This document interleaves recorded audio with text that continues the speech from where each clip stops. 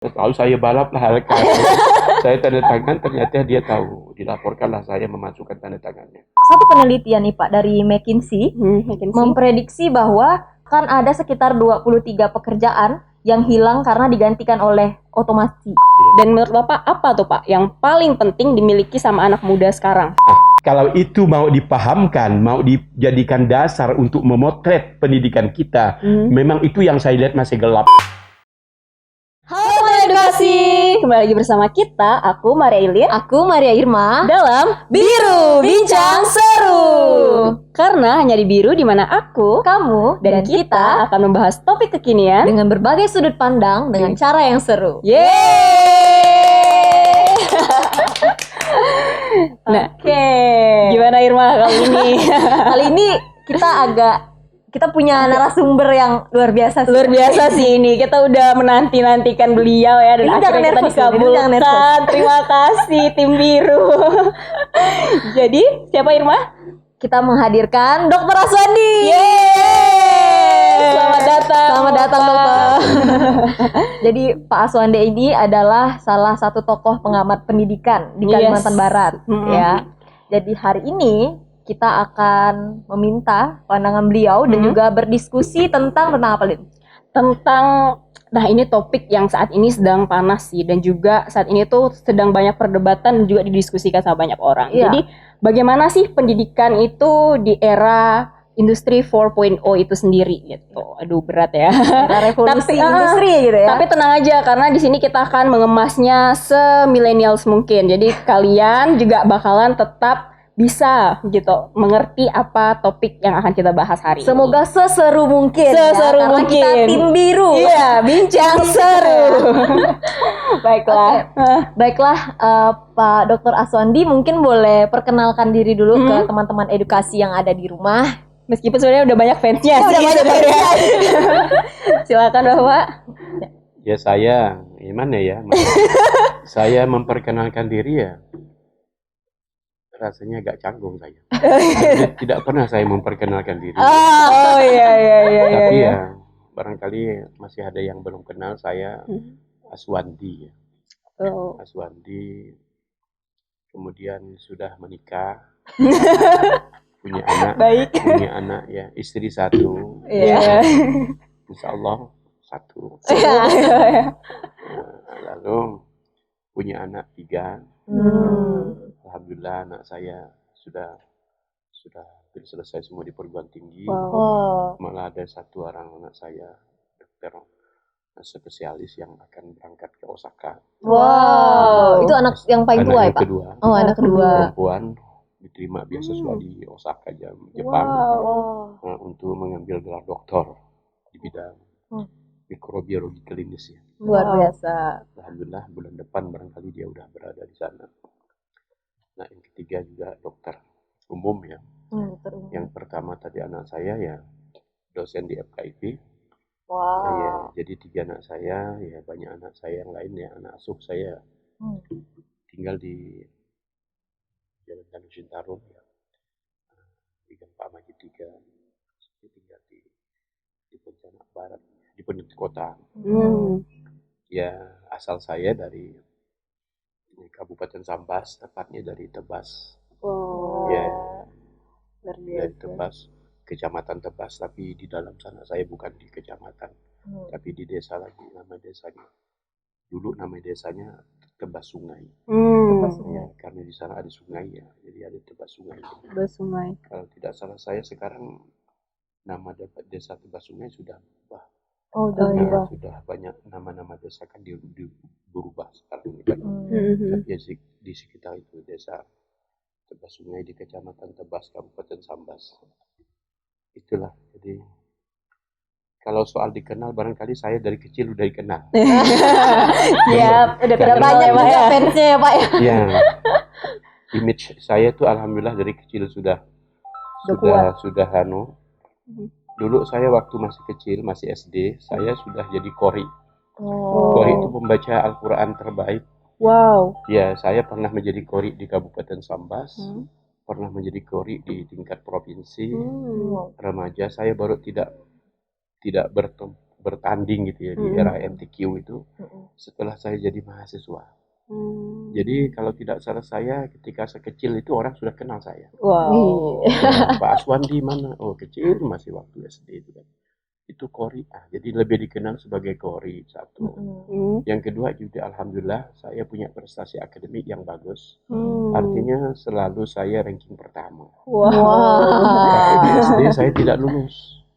Kenapa saya tidak lulus? Karena saya sekolahnya di sekolah madrasah. Madrasah swasta yang memang sama sekali jelek sekali sekolahnya ya. Sehingga kami tidak belajar pelajaran SD itu, pelajaran agama saja. Sehingga ketika ujian ya diujikan pelajaran SD kan kami tidak bisa. Makanya kami semuanya siswa itu tidak ada yang lulus. Tapi waktu itu boleh ujian. Tapi SMP saya alhamdulillah di kecamatan tempat saya nomor 1 ranking. Masuk SMA juga saya masih ranking 1. Sampailah di perguruan tinggi kan tidak ada ranking, hanya dapat beasiswa aja waktu itu. Jadi yang menarik saya itu sekolah dari kecil sampai S3 itu dapat beasiswa terus. Luar biasa. Jadi dibiayai pemerintah lah gitu ya. Iya. Ternyata sampai anak saya juga merasakan beasiswa. Bahkan dia mendapat beasiswa dari Taniguchi ya. Beasiswa yang terbesar. Kalau di Jepang itu beasiswa yang paling prestisius itu karena Taniguchi. Mahasiswa orang Jepang sendiri berebutan. Waktu itu dia hanya 2 orang di Indonesia. Satu dari Unair, dia Unair spesialisnya. Satunya dosen di ITB. Orang China Semarang, cewek juga, dia sudah selesai S2 di Belanda. Dia berdua lah dengan anak saya besok yang berangkat ke Osaka itu.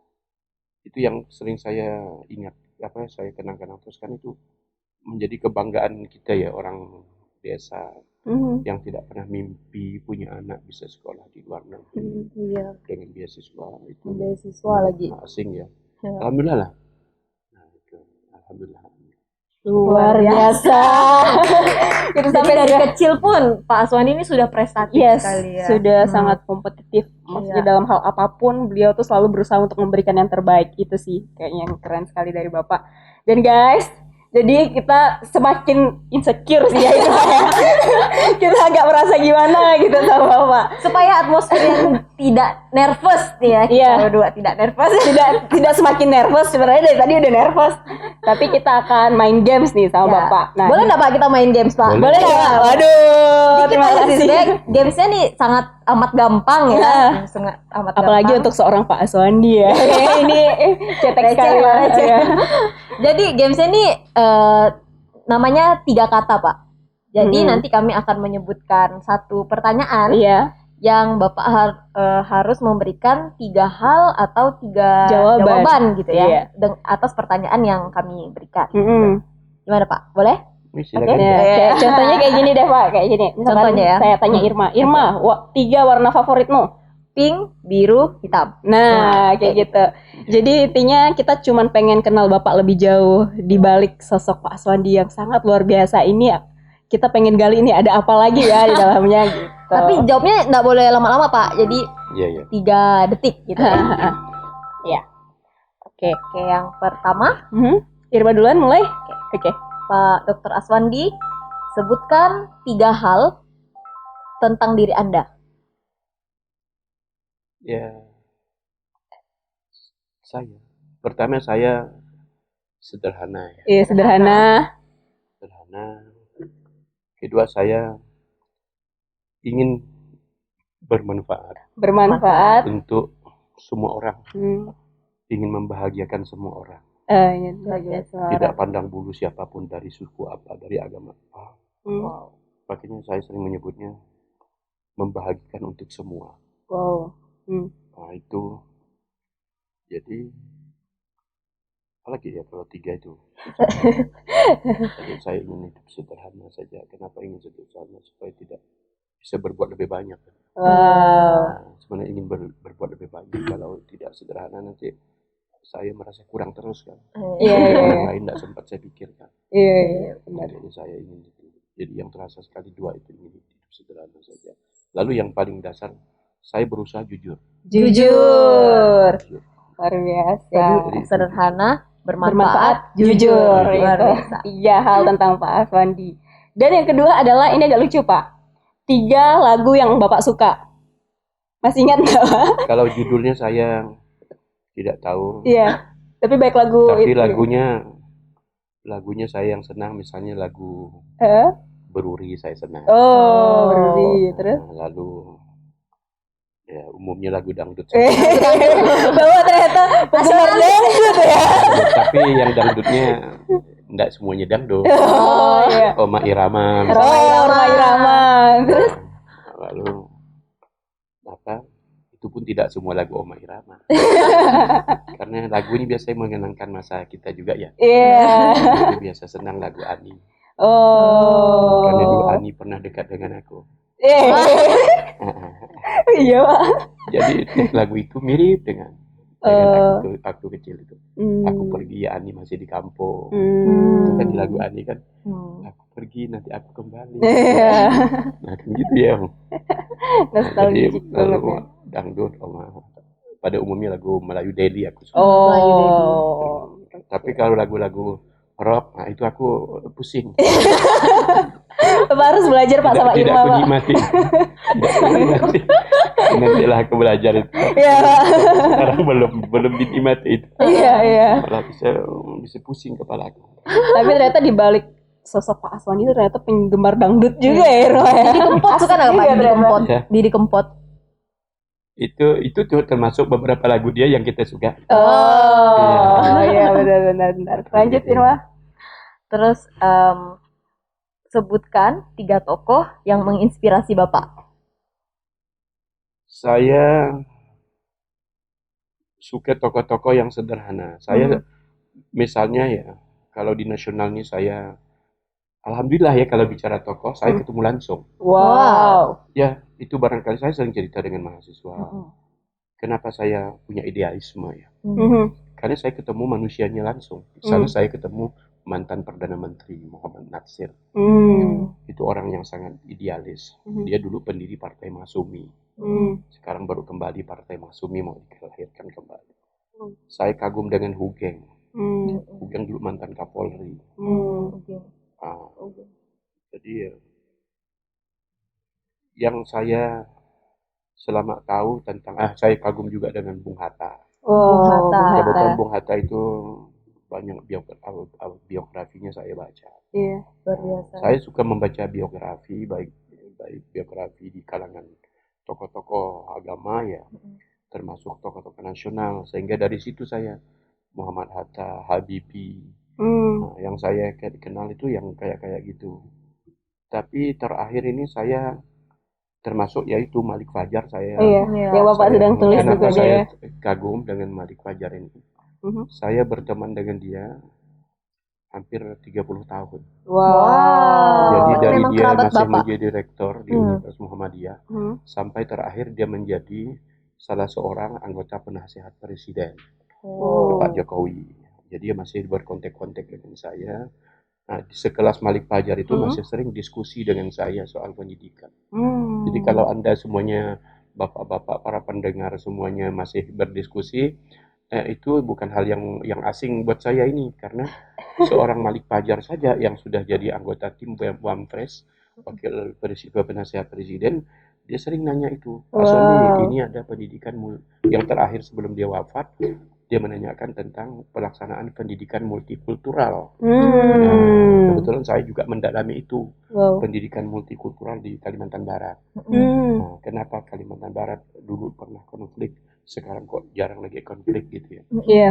Apa sebabnya? Dan ada itu dia mau ceritakan. Itu yang terakhir, belum lama dia itu lalu kita mendengar kabar dia meninggal. Nah, itu yang masuk.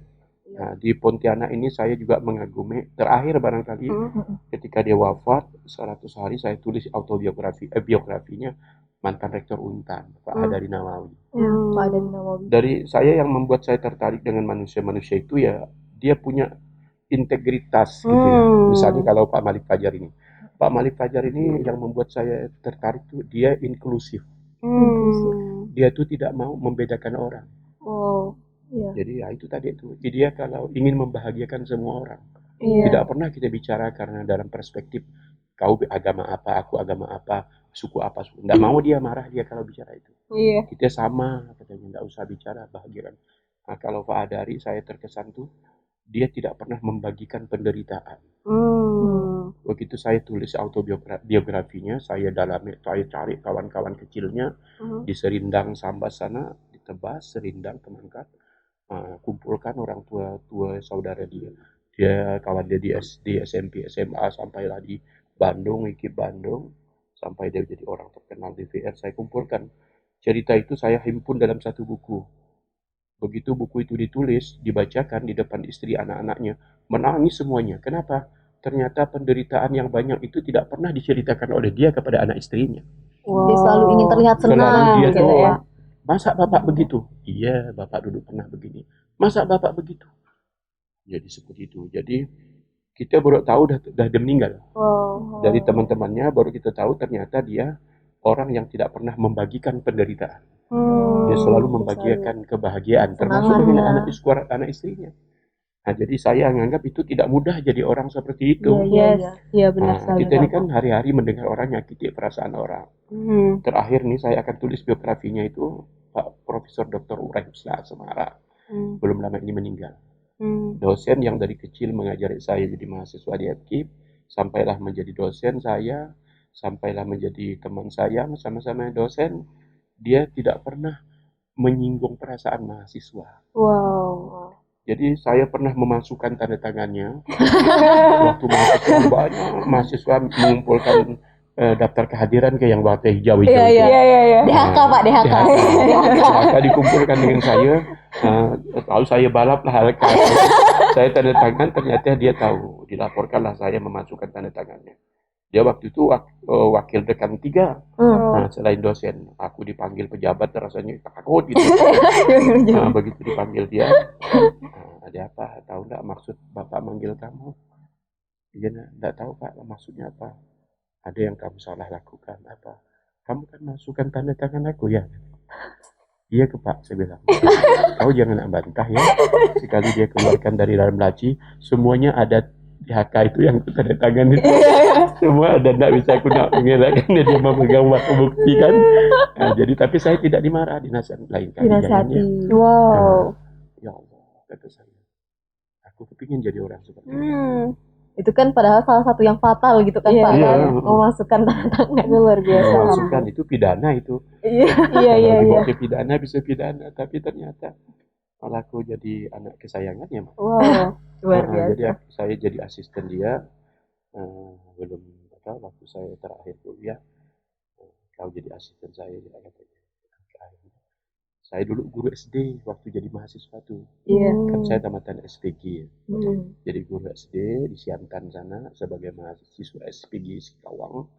Yang berprestasi saya nomor 1 di SPG Singkawang. Waktu itu diberi ya tugas di Pontianak yang juara-juara 1 SMA itu. Kami itu jadi saya jadi guru SD lah waktu kuliah itu. Kau kan guru masa gitu katanya. Ya udahlah sama aja, saya pikir dan saya minta maaf.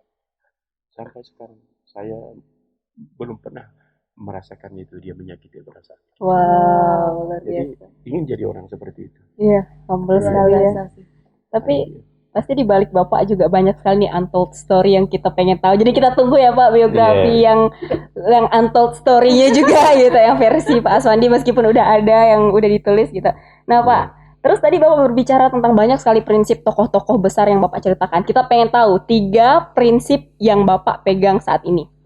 Yang bisa Pertama, dari cerita-cerita tadi balik nasional, yang saya lihat itu integritas. Orang itu selalu pemimpin, kalau dia mengatakan A, ya A itu. Integritas itu kan kalau bahasa agama istiqomah. Kalau bahasa sehari-hari punya pendirian.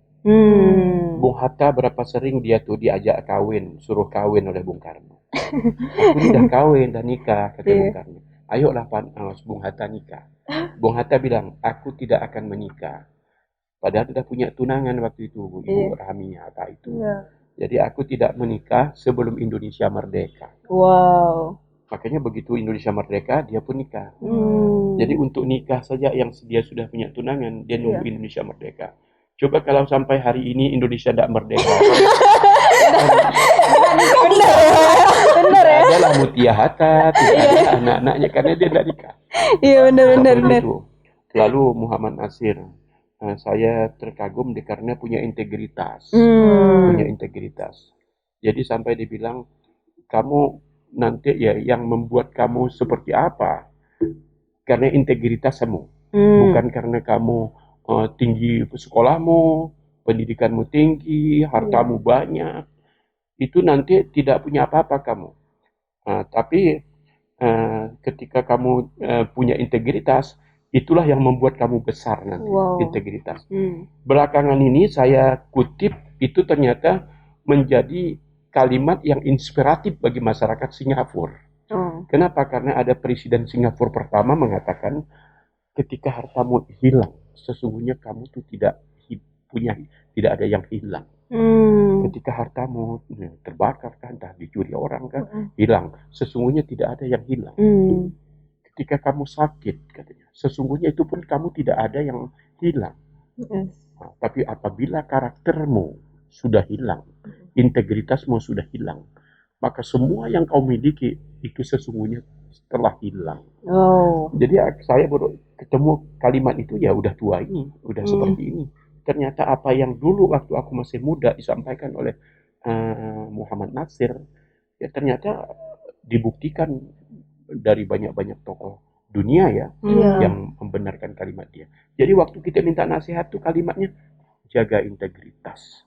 Masa memberi nasihat hanya dengan satu kalimat saja, satu kata malah, jaga integritas. Jaga integritas. Tapi ternyata itu sangat dalam. Integritas tuh kan kita tuh mesti Aswandi tuh mesti jelas gitu. Jangan begitu orang melihat Aswandi rasanya bukan Aswandi gitu.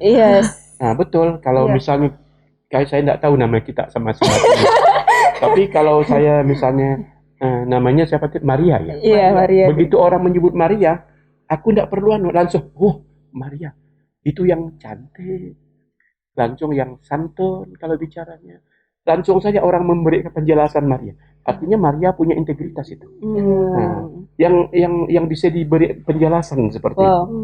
Aku maunya seperti itu. Iya, seperti itu. Citra gitu ya. Citra diri lah. Brand image. Brand image. Jadi kita itu, maaf ya, di dalam teori psikologi itu, mestinya anak itu punya brand image. Dari kecil itu mesti dah punya brand image. Kita boleh bangga, boleh dibanggakan orang karena berpakaian yang rapi. Tidak mesti kita harus kaya. Aswandi, mana? Itu yang bajunya rapi, selalu dimasukkan ke dalam. Karena di sekolah dulu tuh. Atau sisirannya rapi, mengkilat. Minyak di kepalanya. Jadi ada sesuatu brand gitu. Jadi kita mesti punya brand dalam hidup ini ya. Benar. Ini anak kita mesti punya brand. Aku tadi cerita. Begitu anak kecil di Sambas menyebut ada Kori. Waktu itu Kori terkenal ya. Itu ada itu yang suaranya melengking tuh Aswandi. Jadi nama saya udah disebut Kori yang punya suara bagus gitu. Punya image tersendiri. Jadi sudah ada grand image. Brand image saya sudah punya dari kecil. Dan itu yang bikin Bapak mahal. Iya, betul. Iya, sekali. Terus, baik Pak, pada segmen kali ini ya, itu tadi permainan lebih dalam gitu. Biar kita nggak deg-degan misalnya gitu. Luar biasa sekali sih ternyata. Fakta fun fact-nya adalah Pak Aswandi itu dulu pernah memalsukan tanda tangan dosen. Jadi yang menarik pernah memasukkan tenaga dosen satu. Pernah waktu kuliah tidur, tapi supaya saking ngantuknya, aku tuh dulu punya kacamata yang bagus. Aku beli dari beasiswa. Waktu itu beasiswa, aku ini kan sore extension istilahnya Iya, itu, ya. anak sore. Reguler B ya. Iya. Jadi saya pagi kan jadi guru SD, sore saya kuliah ngantuk. Nah, jadi saya tuh suka tidur di dalam kelas. Iya. Sehingga supaya tidak ketidian tidur tuh aku beli kacamata hitam. Kebetulan aku cari kacamata, begitu dapat beasiswa, aku bilang aku mau cari kacamata yang bagus lah. Tapi merek apa? Oh, Ray-Ban saja. Oh, Jadi itu mahal kan, waktu Pak? mahasiswa udah pakai Ray-Ban. Oh, Pakai Ray-Ban itu keren bukan aku nak melagak-lagak, hanya aku tuh nak menyembunyikan aku tidur dalam kelas. Begitu saya pakai Ray-Ban, waktu itu ada dosen masih ada dosen sekarang aku. Dia mengajar dari depan. Aku bilang kawanku di samping, nanti kalau dia di sini kau bangunkan aku. Aku nak tidur, tapi pura-pura aku memegang pen gitu ya. Buka buku kayak orang sedang asik mendengarkan kuliah gitu kan. Padahal aku ini tidur. Begitu saya, kawanku ini nakal. Dibiarkannya dosen itu ketemu saya kan. Mungkin dosen pun heran ngapa pula macam ada tunanetra itu kan. Di saat itu tunanetra kayak ada di belakang, di dekatnya aku. Sekali diangkatnya telepon kacamata aku nih, tidur dia katanya, dia orang Sambas kebetulan, tidur dia nih kata dia. Akhirnya telinga aku dijewernya, aku ditariknya telingaku sampai ke depan kelas sana, disuruhnya naik di atas podium. Aku janji tidak akan melakukannya lagi. Tidak akan lakukan lagi. Tidak akan tidur. Telah melakukan kesalahan tidur waktu kuliah dan tidak akan melakukan ulang lagi. Kali-kali saya sampai waktu pergantian mata kuliah habis. Itu pengalaman saya juga. Luar biasa. Keren lagi tidurnya pakai kacamata Ray-Ban lagi ya. Dan ternyata beberapa tahun kemudian, sekitar tahun 2011 itu viral ya kacamata Ray-Ban ya. Kacamata itu keren banget, dulu Pak. Pak Aswandi itu. Pak Aswandi udah punya. Sudah punya dulu zaman kuliah ya. Udah keren ya. Oke Pak, di segmen kali ini kita di segmen ngulik bersama Pak Dr. Aswandi. Kita akan membahas tentang tantangan pendidikan di era revolusi industri 4.0. Wow. Jadi Pak Aswandi sangat pakem ya di bidang itu karena sudah ada juga bukunya. Tadi kita sempat lihat-lihat juga ya bukunya Pak Aswandi, terutama tadi baca yang ini nih, pendidikan dan perubahan. Nah itu kayaknya sangat-sangat relevan, relate sih sama apa yang bakalan kita bahas pada hari ini, gitu ya. Benar sekali. Pak, mungkin di teman-teman edukasi yang ada di rumah ada mungkin yang masih belum masih belum paham betul apa sih sebenarnya era revolusi industri 4.0 itu. Mungkin dari Bapak bisa memberikan pandangan. Era revolusi industri sebenarnya ada 1, ada 2, ada 3, ada 4. Ya, ini udah keempat. Jadi sekarang ini era revolusi 4. Bahkan Jepang udah menyebutnya society 5. Yes, society 5 ya. Jadi udah industri 5 lah istilahnya. Udah, tapi baru dicoba. Industri 4.0 nih, ciri khasnya adalah cyber physical system. Itu dah dia. Jadi semuanya kehidupan di dunia itu bersentuhan dengan cyber. Jadi semua begitu. Teknologi gitu teknologi, tapi teknologi cyber. Teknologi cyber. Jadi kalau tidak begitu ya yesterday. Yesterday. Artinya kita hidup di masa lalu. Makanya supaya hidup di masa depan, tomorrow, future dan sebagainya, istilah yang dikembangkan oleh para ahli. Maka ya harus berusaha untuk memiliki digital literasi. Jadi kita tuh sudah menyadari rasanya tidak bisa melepaskan diri dari dunia-dunia dengan bersentuhan IT itu. Cyber, physical, macam yang virtual dan semuanya. Kalau kita tidak merasa panas badan kita ya, tidak merasa terganggu, rasanya hanya karena kita tidak bersentuhan dengan teknologi di dalam proses pendidikan, berarti kita belum punya literasi itu. Karena ketika kita dikatakan memiliki literasi IT ya di dunia ini ya, misalnya kita itu merasa ada yang hilang ketika tidak menggunakan itu. Contoh, yang paling mudah ini HP saja. Ketika HP tinggal di rumah, kita balik. Iya, benar. HP tinggal nih. Betul. Tapi kalau kita ketinggalan istri, belum tentu kita balik. Iya. Kita ke pasar misalnya, tahu-tahu mau digonceng istri. Jadi ini contoh ya, contoh literasi ya. Ketika HP paling jelas ya. Ketika saya termasuk, kalau pergi ke kantor tidak bawa HP, biasa saya pulang lagi. Ada sesuatu yang ketinggalan ketika dia bawa HP. Berarti sudah masuk itu. Iya. Tapi tidak kita gunakan itu ketika kita belajar. Yes. Iya. Berarti dalam soal pendidikan kita belum masuk ke dunia IT ini. Tapi hanya untuk dunia IT dalam kehidupan ke pasar saja. Iya. Nah, maksudnya tuh kalau kita sudah bersentuhan IP, rasanya tidak bisa tidak ada itu gitu. Nah, masih banyak dosen, masih banyak guru yang merasakan tidak perlu itu. Gitu. Dia ketika tidak bisa mengakses internet, rasa terganggu misalnya, itu belum terasa itu. Jadi bersentuhan dengan IT ini betul-betul ya menjadi ciri manusia di era revolusi industri. Nah, kalau tidak salah saya ya, connective society istilah itu. Bagaimana masyarakat bersentuhan dengan IT itu. Itu yang menjadi ciri khas. Sebenarnya dari situ mahasiswa katanya lah ya 5,5 miliar 5,5 miliar penduduk di 5,5 miliar dari 7 miliar penduduk Indonesia sudah menyentuh internet. Jadi di atas 50% sebenarnya. Yes. Hanya ya itu tadi tidak literasi.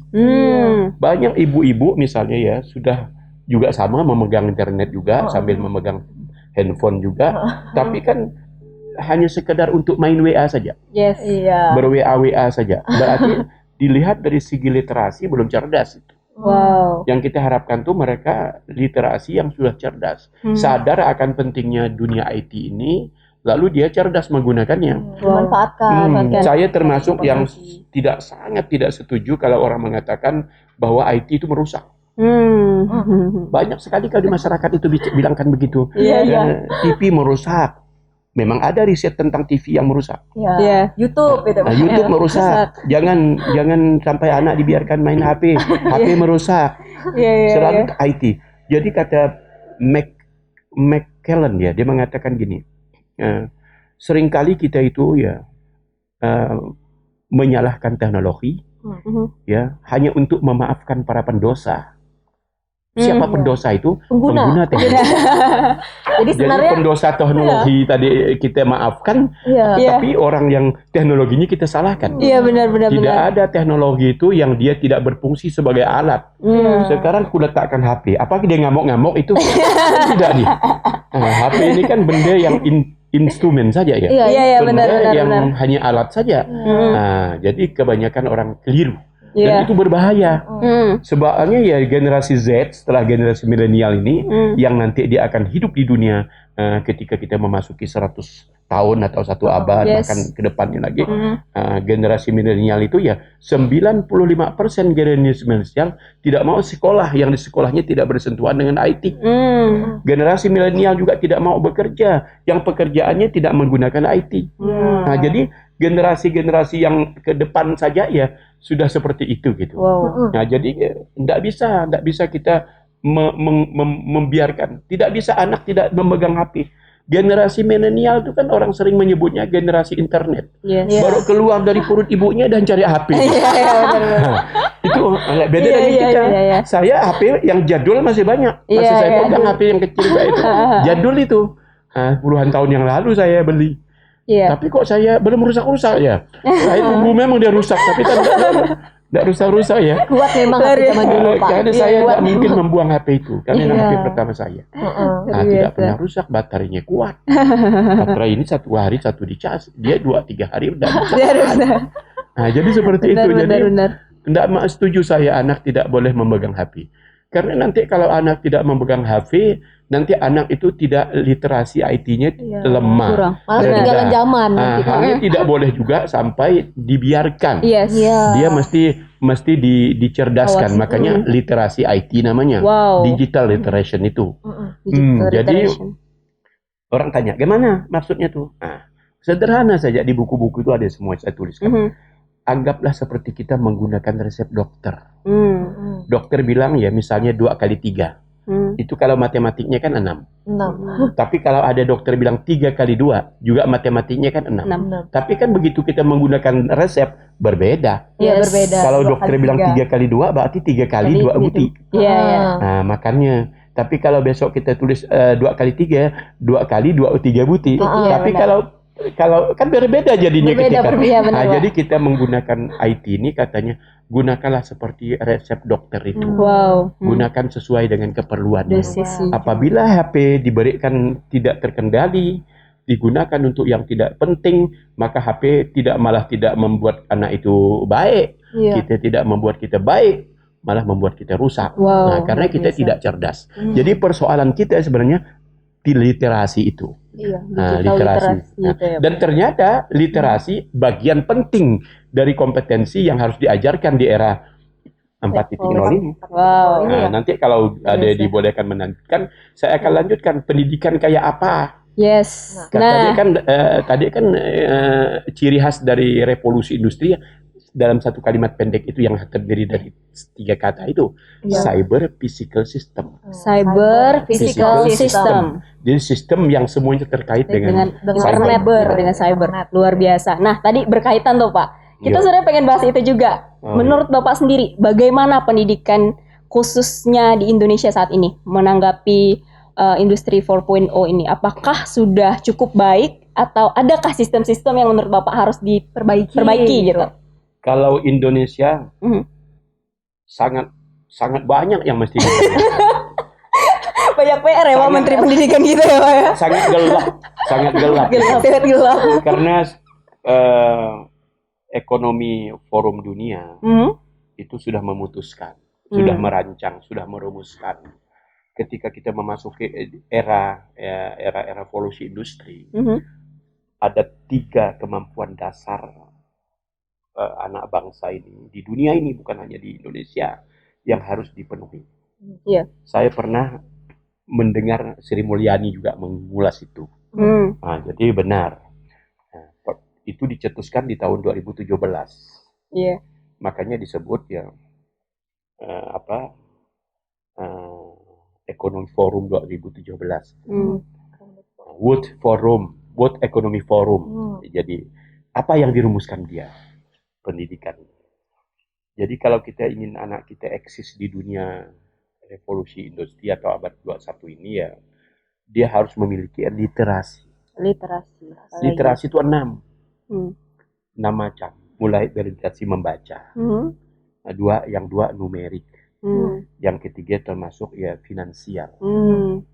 Kita tidak pernah diajarkan bagaimana mencari duit. Bahkan kita tidak pernah diajarkan menggunakan duit. Betul. Lalu financial literation itu. Coba ini kan contoh ini. Kalau kita membaca bukunya Kiyosaki, ini Rich Dad ini. Ada Rich Dad Poor Dad.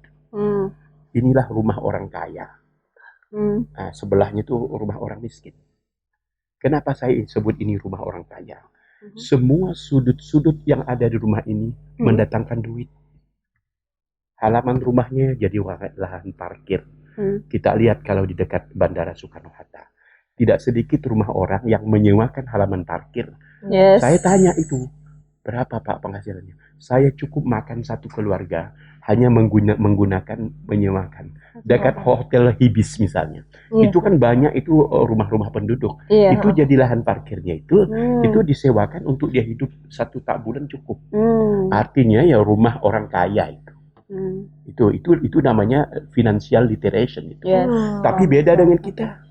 Kita kebanyakan ya poor dads, orang tua miskin. Coba lihat ya, yang tidak cerdas financial literasinya ya, coba lihat. Tiap hari dia merehab rumahnya. Tiap hari. Lebaran nanti Melayu lagi saya lihat. Bukan, maaf saya ya, Melayu secara umumnya tidak juga bisa. Salah saya. Rasis jadinya kan. Jadi enggak. Kalau saya pernah tinggal 10 tahun di Jawa, rumah saya itu ordennya tidak pernah saya ganti. Dari dia berbatik menjadi putih.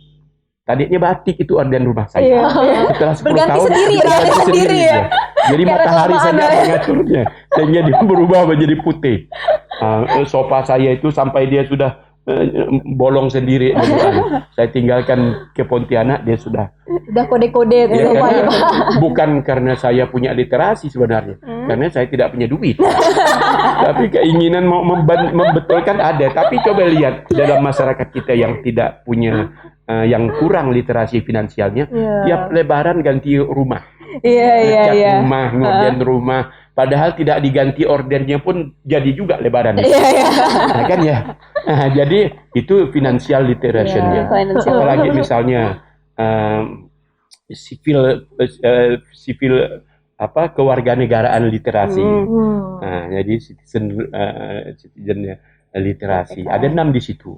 Itu baru ngomong literasi kita. Nah, yang lalu aspek yang kedua adalah ya kompetensi. Kompetensi itu 4. Nah, pertama adalah critical thinking. Ini kita maaf ya. Pertama critical thinking yang juga sering orang menggunakan istilah problem solving. Yes. Kita ini kadang-kadang hidup ini tidak menyelesaikan masalah. Jadi kita ini pokoknya sibuk saja kita ini. Pokoknya terlihat sibuk aja. Ya, kalau kita lihat Pak Aswandi mana? Oh, dia sibuk. Ternyata aku ini hanya sibuk saja. Tapi sibuk yang tidak menghasilkan apa-apa. Wow. Nah, padahal aku harus mikir bahwa waktuku yang 1 menit ini tidak ditambah oleh Tuhan untuk jadi 1 menit ke depan. Jadi selalu berkurang waktu aku. Jadi tiap hari aku menghabiskan waktu dengan kesibukanku, yang kesibukan itu tidak ada manfaatnya. Itulah yang terjadi pada kita sebanyak umumnya sekarang. Karena orang biasa kita gengsi, kalau Pak. punya literasi, punya kompetensi, kita hitung semuanya waktu itu. Iya, karena waktu itu tidak ada Tuhan memberi kita waktu yang beda. Sama orang sukses sekalipun. Sama 24 jam juga hari ini waktu saya sama itu. Tapi ada orang yang dengan 24 jam dia memproduksi banyak hal. Wow, itu dia. Tapi banyak juga yang kita 24 jam hanya ketemu tidur saja. Iya, benar sekali, Pak. Oke. Jadi belum lagi itu ya. Itu baru 1, critical thinking.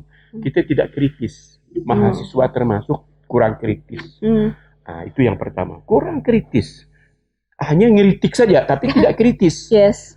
Nah, itu banyak. Yang kedua ya creativity. Nah, jadi kreatif, inovasi, perubahan. Nah, ini ya, jadi seperti itu.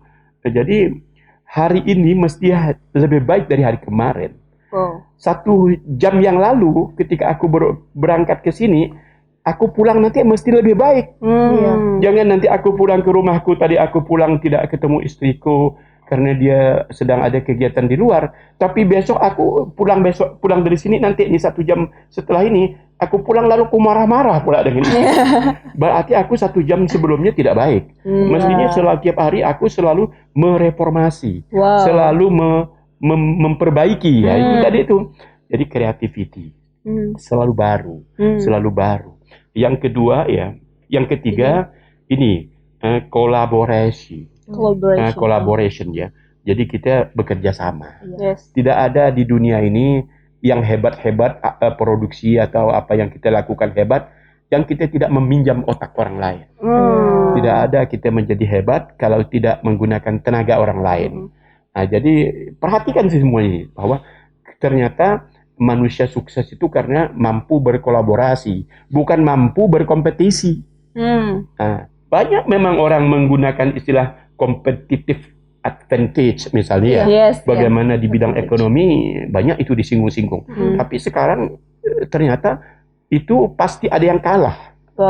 Sebab di dunia ini sebenarnya kalau kita bisa hidup ya, kita tuh tidak boleh menang hanya karena ada yang kita kalahkan. Dan tidak boleh orang merasa kalah karena ada yang mengalahkan. Karena kalah itu menyakitkan. Betul. Iya benar. Jadi bagaimana jadi orang kita berhasil, tapi orang lain juga berhasil. Gitu. Jadi itu yang disebut collaboration. Collaboration itu 2 yang paling dasar. Pertama kita mesti interdependensi namanya. Merasa tergantung dengan siapa saja. Ketika kita berada di rumah, rasanya kita tuh belum menjadi anggota keluarga yang hebat. Aku sebagai ayah ini di rumahku atau suami dari istriku, kalau aku merasa tidak memberdayakan yang lain. Nah, tidak bisa. Jadi kita di ruangan ini pun sama. Tidak ada di antara kita yang satu lebih tinggi, yang satu lebih rendah. Karena itu yang disebut collaboration. Kita bekerja karena berbeda fungsi. Aku kebetulan tugas sebagai kepala keluarga, ini tugasku. Anak sebagai anggota keluarga, ini tugasnya. Yes. Hanya berbeda fungsi. Lalu yang keempat, communication. Communication. Jadi tidak bisa. Sekarang maaf ya, banyak orang bicara tapi tidak menyenangkan. Wow. Iya. Banyak orang bicara tidak menyenangkan. Sebenarnya ya lebih baik tidak bicara kalau untuk tidak menyenangkan. Makanya Aristoteles mengatakan ya, Aristoteles ribuan tahun yang lalu sudah mengajarkan, sampaikan kebenaran yang diperlukan untuk kebaikan dengan penuh rasa tanggung jawab. Ketika ada kebenaran mau kita sampaikan, timbang dulu apa ini diperlukan. Yes. Ketika kita sudah memastikan, oh ini diperlukan ini, apakah jadi kebaikan? Apa tidak menyinggung? Misalnya, apalagi ya bekerja di bidang media. Kepada wartawan sering saya katakan, jangan lupa memegang prinsip Aristoteles ini, sampaikan kebenaran. Yang kita beritakan ini sesuatu yang benar. Yes. Bukan untuk tipu-tipu orang. Jangan sampai hoax. Iya, tidak hoax. Sama, tidak boleh. Nah, untuk memastikan tahap 1 saja bukan pekerjaan mudah. Kadang barangkali menurut kita benar, tapi ternyata ada informasi berikutnya menjelaskan ternyata itu salah. Makanya perlu investigasi dan sebagainya kan, perlu pendalaman. Untuk tahap 1 saja sudah berat itu. Nah, kemudian setelah memastikan dia benar, maka timbang berikutnya perlu. Oh perlu sekali nih. Oh kalau perlu, belum juga diberitakan perlu itu. Timbang lagi, apakah menjadi kebaikan? Setelah kita merasa bahwa kebenaran yang diperlukan menjadi kebaikan, di saat itulah kita tidak boleh ragu untuk memberitakan itu. Begitu nanti sudah jadi berita, berita itu bukan lagi milik kita. Milik publik. Publik, dia sudah memiliki publik. Bisa saja publik itu tersinggung. Bisa juga publik itu senang. Yang tersinggung bisa bawa kita ke pengadilan. Perbuatan yang tidak menyenangkan. Bisa saja itu kan. Bisa jadi. Tapi karena kita bertanggung jawab di belakang tadi itu, tidak masalah. Itu yang saya jadikan modal ya. Ketika saya berinteraksi dengan media. Saya tidak pernah tidak berdasarkan itu. Saya menulis di koran sangat sering ya, hampir tiap hari Senin. Nah, selalu saya dasarkan kepada kebenaran. Ketika orang tersinggung, ya saya sudah tidak ragu untuk dimanapun kita boleh mendiskusikannya. Di pengadilan pun kita boleh mendiskusikannya. Seperti itu dia. Luar biasa. Waduh, banyak sekali ya ternyata dasar-dasar pendidikan Indonesia tuh yang harus kita perbaiki. Banyak harus PR. Tadi ada satu lagi, kan baru 2. Oh ya. Pertama tadi literasi, yang kedua kompetensi. Nah ini yang tidak boleh kalah pentingnya adalah karakter. Iya, karakter. Ternyata ya, ini kan yang merumuskannya bukan orang Indonesia ini, Badan Forum Dunia. Jadi ternyata, ini yang saya kutip dari Pak Bu Sri Mulyani, katanya ya, kalau saya sempat berdampingan dengan dia waktu itu, saya nanya, sebenarnya gimana nih Bu, kita ini, kalau ekonomi kita jauh ketinggalan dibandingkan negara-negara maju, nggak usah ngomong lah. Kalau teknologi, kita jauh. Barangkali yang kita hampir sejajar dengan negara Barat, yang dia juga sedang berjuang untuk itu apa? Karakter. Makanya ya saya selalu mengatakan tidak tinggal, tidak pernah lupa saya mengatakan lakukan penguatan karakter mulai dari rumah kita masing-masing, di masyarakat kita, di sekolah kita. Karena ternyata dia juga 6 itu. Termasuk ya kreativitas tadi sudah, termasuk leadership, termasuk banyak tuh karakter-karakter itu. Jadi ya, apalagi ya kesungguhan. Kalau disuruh bekerja itu tidak salah-salah asal gitu ya, sungguh-sungguh gitu kan ya. Itu juga karakter. Nah, jadi 3 itulah yang menjadi rumusan pendidikan di era revolusi 4.0. Nah, kalau itu mau dipahamkan, mau dijadikan dasar untuk memotret pendidikan kita, memang itu yang saya lihat masih gelap itu. Iya, kita belum banyak. Bayangkan 60% masih tidak tersambung dengan internet di sekolah. Iya benar sekali. Ya kan tidak ada akses internet. Kan tadi aku sudah bicara digital literasi ya. Ternyata kita lebih dari 50% sekolah tidak tersambung internet. Bagaimana kita bisa main internet kalau jaringan ini tidak ada. Yes. Dan yang lain-lain juga kesadaran kita membaca masih sangat rendah, literasi membaca. Iya. Nah, kita kan masih seperti itu. Jadi masih gelap, masih jauh. Masih jauh, tapi kita udah punya arahan. Makanya satu di antaranya yang selalu saya gaungkan di era baru ini ya, era generasi baru, jangan lupa digital literasi itu. Jadi mesti kita tanamkan kesadaran berdigital ini. Kemana saja, ke seluruh keluarga kita. Mulai anak kita, ya, istri kita, sudah tidak boleh gagap teknologi lagi. Iya, benar sekali. Iya. Benar sekali. Tak boleh gagap teknologi, dan juga tadi yang Pak Aswan disampaikan tuh soft skill itu tadi ya, seperti pendidikan karakter. Benar, dan sebagainya itu sangat amat perlu apalagi di era sekarang. Itu yang justru paling menentukan. Iya. Paling menentukan ya akhirnya kembalikan ke karakter. Yes. Ya karakter. Kau pandai semua apapun, kalau karaktermu tidak betul, nol lah kamu. Wow. Ya dikalikan nol oleh orang. Yeah, nah kemudian benar. Pak, tadi kan kita berbicara soal pendidikan karakter dan sebagainya, dan kita tahu Indonesia tuh sebenarnya masih banyak PR ya, masih banyak PR terkait dengan itu. Sebenarnya bagaimana sih Pak pendapat Bapak tentang kualitas, bagaimana agar kita memiliki kualitas gitu ya, untuk dapat bersaingnya, karena kita bukan hanya bersaing dengan sama manusia sebenarnya di era revolusi industri, bersaing dengan teknologi. Karena ada satu penelitian nih Pak dari McKinsey, memprediksi bahwa pada tahun 2030 tuh katanya akan ada sekitar 23 pekerjaan yang hilang karena digantikan oleh otomasi atau teknologi. Misalnya contohnya kayak data entry ya, kasir, terus teller bank gitu. Gimana sih Pak supaya kita bisa bersaing itu secara kualitas? Ya, memang ya penelitian yang seperti itu sudah banyak ya. Barangkali sudah sangat banyak ya. Lebih dari 10 tahun yang lalu saya sudah membaca itu. Jadi pekerjaan hilang. Yes. Ya, pekerjaan yang ada itu hilang. Yes. Lalu pekerjaan untuk anak yang sekolah belum ada. Anak kita sekarang nih yang sedang sekolah di SMA, SMP nih, dia belum tahu dia nanti ngerjakan apa dalam hidupnya. Ya, kita ini kan kadang-kadang kalau sekolah, kita udah membayangkan itu, nanti aku sekolah di SMK, jurusan komputer, nanti aku kerja di komputer. Kan gitu ya, bayang-bayangannya. Tidak bisa lagi seperti itu. Nah, jadi kalau seperti itu, yang semuanya tidak jelas, di era deskriptif itu, ya, semuanya berubah itu yang aneh-aneh gitu. yang tidak bisa diprediksi, unpredictable ya. Jadi tidak bisa diprediksi.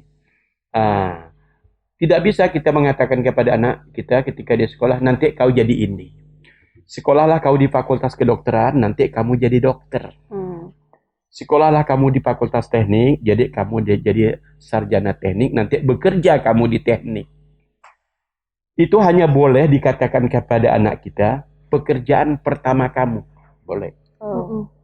Di dunia ini, orang semua tidak meniti karirnya sesuai dengan pendidikannya. Tidak banyak yang seperti itu.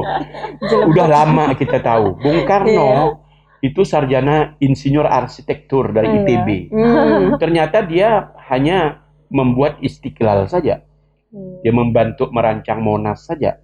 Membentuk jembatan Semanggi saja di Jakarta kan ya, sebagai sarjana arsitektur ya. Nah, kemudian dia lebih sibuk di dunianya waktu itu karena kita sedang bergejolak barangkali.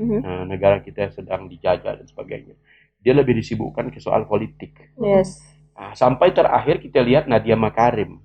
Nadia Makarim sarjana hubungan internasional. Nah, ini sama nih Pak. Ada KI.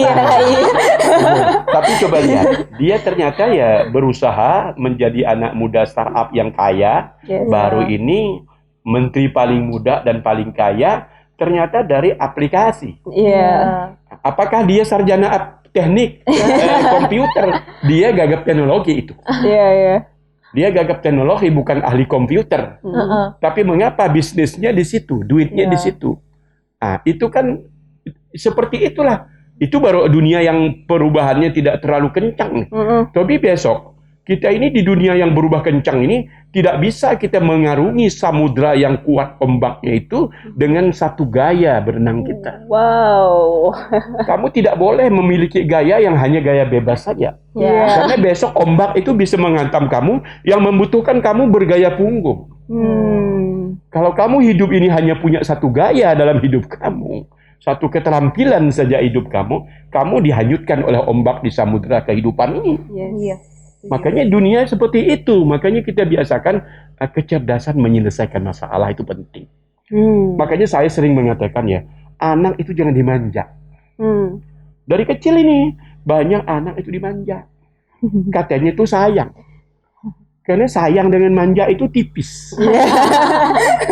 Benar. Tipis kalau kita yang nanti udah punya anak. Kita belum punya anak ya? Belum. Nanti punya anak, apalagi anak pertama itu.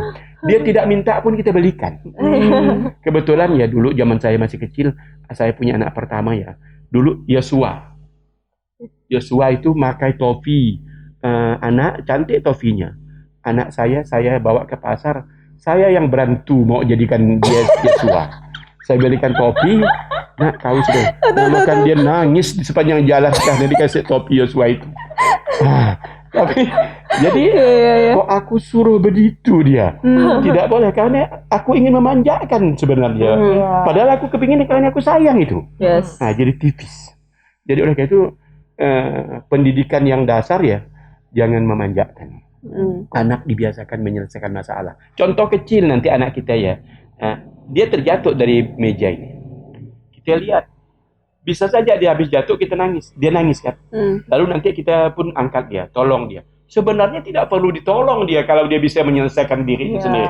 Nanti dia habis terguling-guling dia ya udah dia nanti berdiri sendiri dia. Kita kadang-kadang enggak karena tadi anak sayang tadi itu. Jadi sayang lalu kita ambil lagi sehingga seperti itu sampai hari ini. Di rumah masih seperti itu gitu.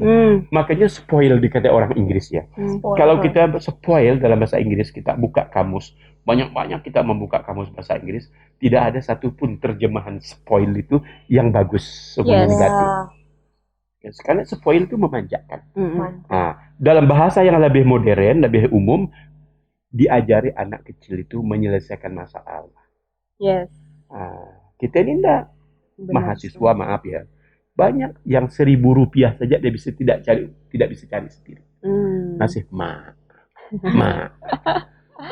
beli bensin 5.000 Saya contoh pribadi ini masih hidup. Aku belum pernah menerima uang dari ayahku. Pertama memang kami orang miskin.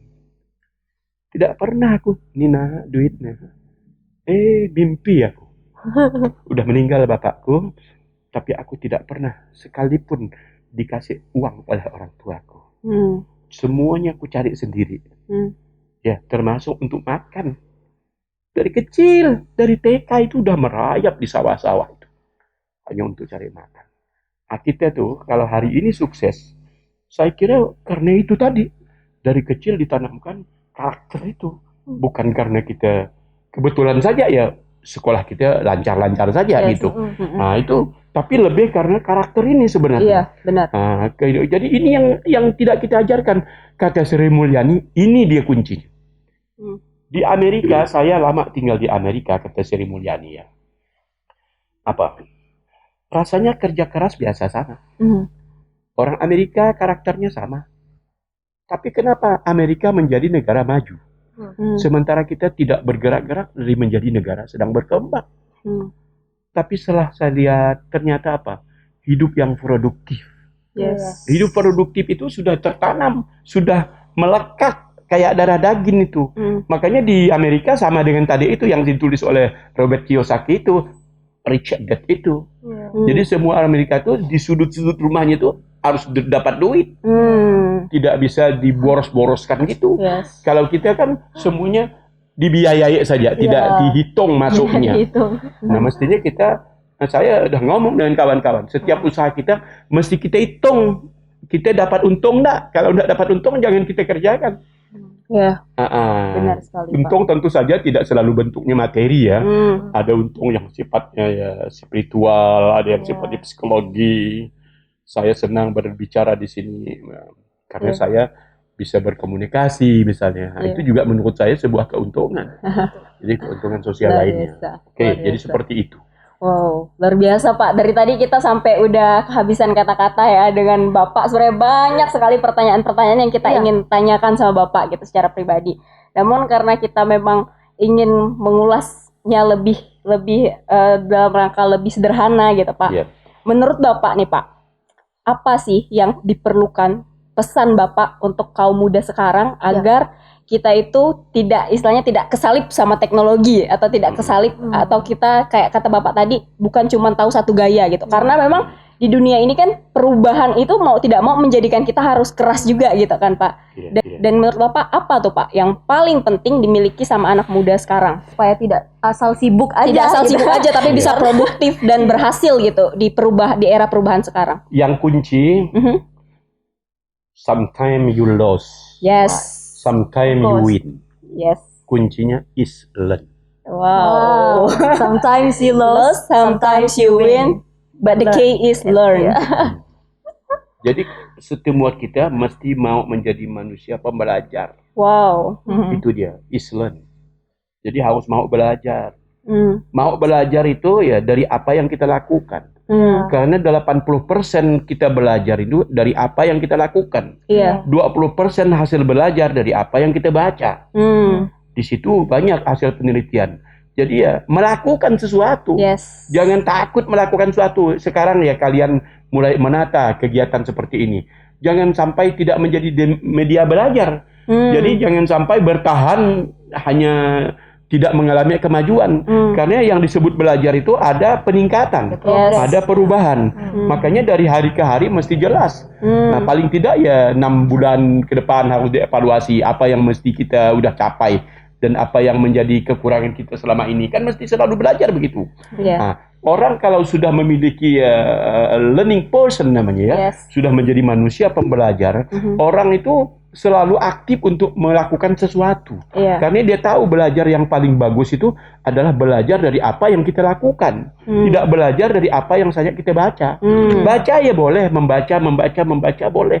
Tapi yang lebih banyak lagi ya setelah membaca kita juga melihat sesuatu, melakukan sesuatu. Jadi jangan takut itu melakukan sesuatu itu. Itu yang saya lihat banyak mahasiswa, pelajar tidak sampai ke situ. Disebutnya belajar hanya membaca saja. Menurut saya ya belajar ya actionnya itu. Belajar dari melakukan sesuatu. Learning by doing itu. Learning by doing. Jadi itu ya intinya. Nah kalau dari Irma sendiri aduh kayaknya banyak banget yang kita dapatkan hari ini ya. Tapi dari Irma sendiri nih, kalau bisa boleh dikasih tahu sama teman-teman semua, apa sih pesan biru yang kamu dapatkan hari ini?